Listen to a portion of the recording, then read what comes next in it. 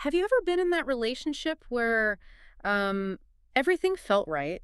You know, the spark, the connection, the comfort, but there was still this quiet, nagging feeling that while you were loved, maybe deeply loved, you weren't ever truly chosen. Right, that distinction. It's subtle but huge, isn't it? The difference between just a feeling, maybe even a habit, and an active conscious decision. That's exactly what we're digging into today. We found this really moving narrative about a couple, Aisha and Rihan. And honestly, their journey, it sort of reshaped how we think about commitment. Yeah, because we often think love is the end goal, right? The ultimate prize.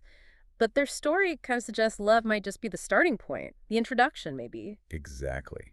So our mission here in this deep dive is to unpack their experience. We're going to pull out that core framework, understanding the difference between love as, say, a feeling or just habit, and choice as something intentional, consistent. We really want you to walk away with a new kind of metric, maybe, a way to look at presence and prioritization in your own life, your own relationships. Yeah. If you're looking for one of those aha moments, something that goes beyond the usual cliches and gives you something actionable, well, this might be it. We're trying to move from just talking about emotions in the abstract to looking at, specific, consistent actions. Okay, let's get into the story then. Aisha and Rihan. How did it start?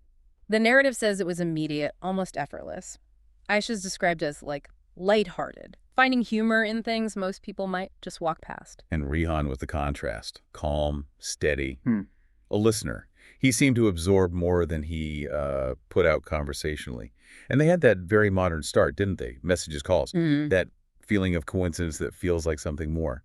Destiny, almost. Right. Totally. You see that classic build-up. The messages get longer. They turn into late-night phone calls, ending with that, that sweet little hook, "Good night, I can't wait to talk again." The story makes it really clear it felt real. It felt like this could be it. hmm But the really fascinating part, the part we're analyzing, comes later, months in, when the quality of that connection starts to subtly shift. It wasn't a big blow-up. He was still there, technically, physically present. But the story shows this gradual uh, erosion of his real engagement. That's the key, isn't it? The difference between just playing the part of a partner and actually genuinely committing to the person. Exactly. And the examples given are brilliant because they're so everyday, so relatable. Like he remembered her birthday. Right. The big obvious thing, calendar reminder, maybe low mental effort required. It's the performance piece. But he missed the small things, she said. The little anxieties, the throwaway comments about her day, the things that made her her. He offered comfort when she cried. Sure, that's basic. But he didn't ask why she was sad, didn't try to understand the root of it. No, he didn't invest that extra bit of emotional energy to really dig in. There's this line in the narrative. It's quite chilling. He was there, but not with her. He's taking up space, physically, but his mind, his active engagement, somewhere else entirely. Oh, that feeling is just, it's agonizing, isn't it? Being technically with someone, but feeling utterly alone. And it says, it's strange how silence can scream louder than words. That really hits home. It's the feeling of being low priority. Absolutely. And what's really crucial here, I think, is that Rehan wasn't doing the things we typically label as bad. The story explicitly says he didn't cheat, he didn't lie. Right. So you can't point to a big dramatic betrayal. There's no smoking gun.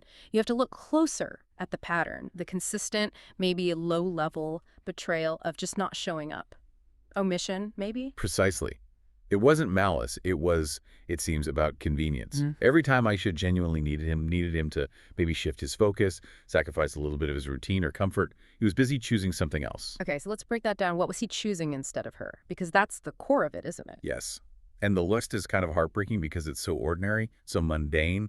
Work, friends, his own comfort, himself. He wasn't picking someone else over her. He was picking the path of least resistance over her. That list really helps define that difference we're talking about. Convenience versus actual decision. If love is just a feeling, it serves you. It makes your life nicer, warmer.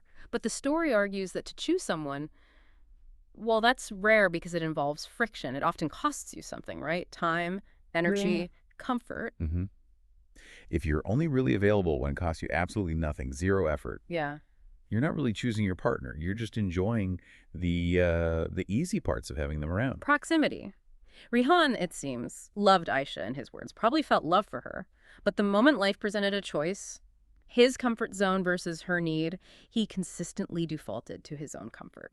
And that leads to the conclusion Aisha eventually reaches, which is really the core insight of this whole deep dive. Love that never chooses you isn't love. It's habit. Oof, that's powerful. It's just this fixture in his life. Comfortable, easy, not something he actively prioritizes or fights for. And that realization, that shift from being this exciting new person in his life to just being part of the furniture, an easy habit, that's the turning point for Aisha. It all comes to a head in that quiet confrontation they have. Right, the scene under the city lights. It's not angry, it's almost painfully curious. She asks that fundamental question, Rehan, do you love me? And his response is so typical, isn't it? Defensive, almost baffled.